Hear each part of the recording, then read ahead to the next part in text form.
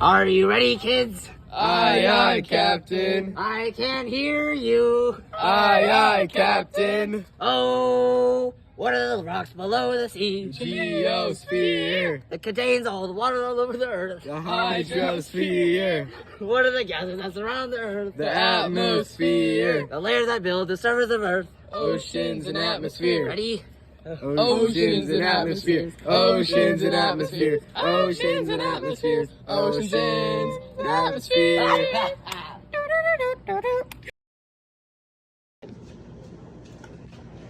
Good morning, Gary. I wonder where the oceans came from. I wonder where the air I breathe came from. How did this all get on Earth? Ding! Squidward might know.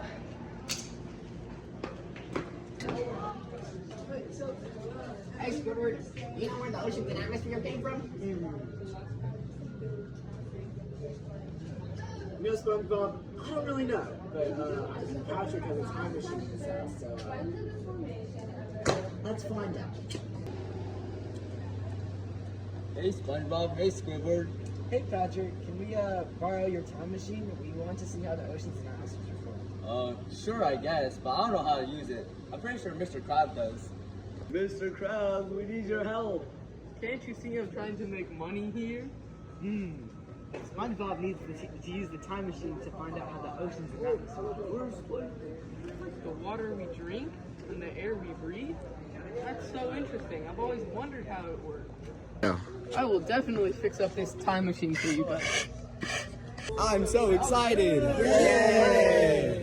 A few moments later. Oh, guys, where are we? Looks like we're in a time before life. How interesting. Oh, what is all this? This is the Earth when it was forming. Look at the meteors crashing into it.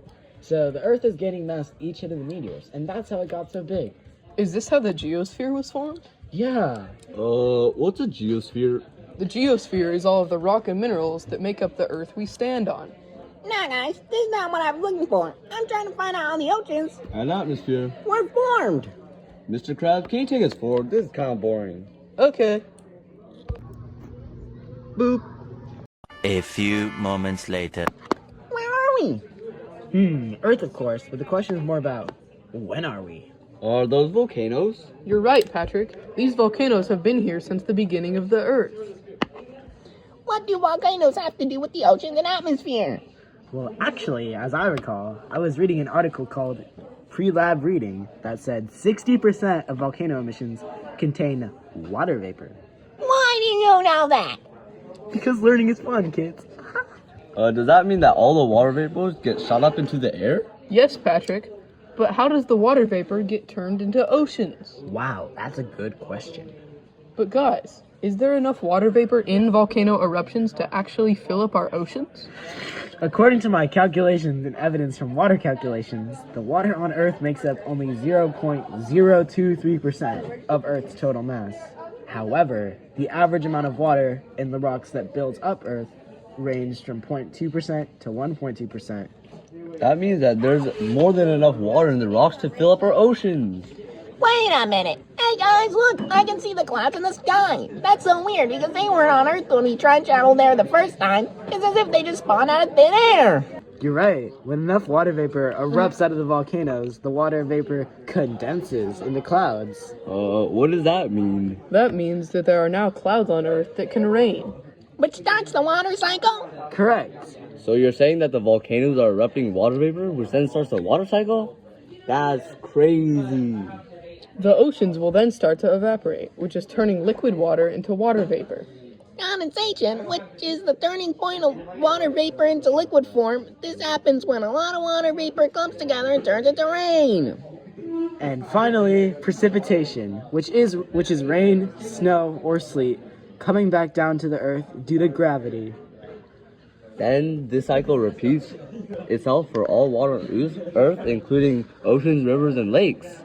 This rain soon begins to fill up the bodies of water that we call oceans. That is why there is so much water on Earth. But remember, guys, we came here for two reasons. We also came here to find out how the atmospheres are formed. Yup. Do you remember that only 60% of the gases coming out of a volcano was water?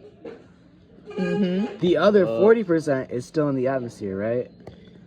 Yeah. So, that other 40% is made up of mostly carbon dioxide and other gases. Wait, so does that mean that the rest of the gases build up the atmosphere? That's so cool. Now we know how the atmosphere was created. Anyways, Earth's atmosphere was pretty toxic and inhospitable until around 2.5 billion years ago. Wait, isn't that when the first oxygen-producing life emerged on Earth? Well, now that you say it, I remember it now. Wow, Mr. Krabs, you're a genius. And that's definitely why I make so much money. So, anyways... I hate to cut you off, Squidward, but I think we're gonna have to head forward in time. We're still billions of years away from the atmosphere containing oxygen, which can complete the mystery of the atmosphere. Alright, let's hop in. There's so much water. It's so dark. Guys, maybe we'll see the little early life swimming in the oceans. No, Patrick. Early life was microscopic, so you wouldn't be able to see it. Oh, well, if there's life, that means there's oxygen, right?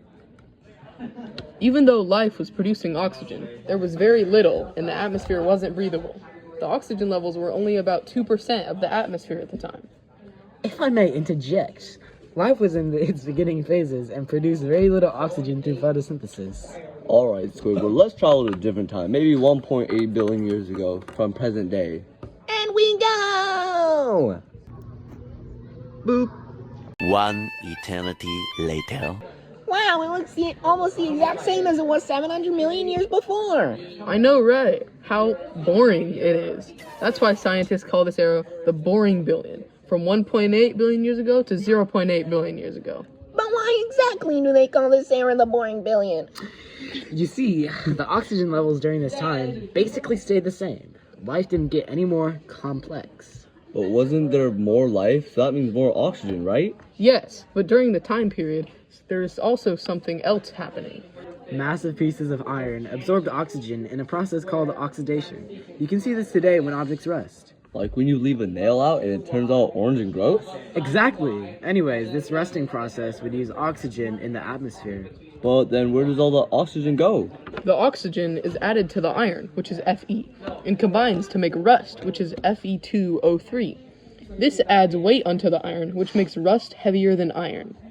That means that life would add oxygen into the atmosphere, and oxidation would take oxygen away from the atmosphere. When both are happening at the same time, there's little to no oxygen growth in the atmosphere because they cancel each other out. I think you're finally getting it now, SpongeBob. I hate to be that guy, but we need to go back to the present time soon, or else. Okay, Patrick. Wow, you're dramatic.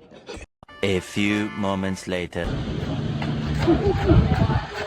Guys, I'm so glad we're back. I hate photos. I never want to go back there ever again. You never learned about what happened after 0.8 billion years. Well, we're living. Life like trees and plants evolved, creating more complex life, and therefore creating more photosynthesis. And making oxygen levels rise. So what happened to all the oxidation? Well, the levels of photosynthesis were so high, and oxidation was slowly going down. So we ended up with increasing from 2% to 21% levels today. That's so interesting. Hey, Earth is so beautiful today. Thank you guys for explaining all of this to me. Thanks for watching.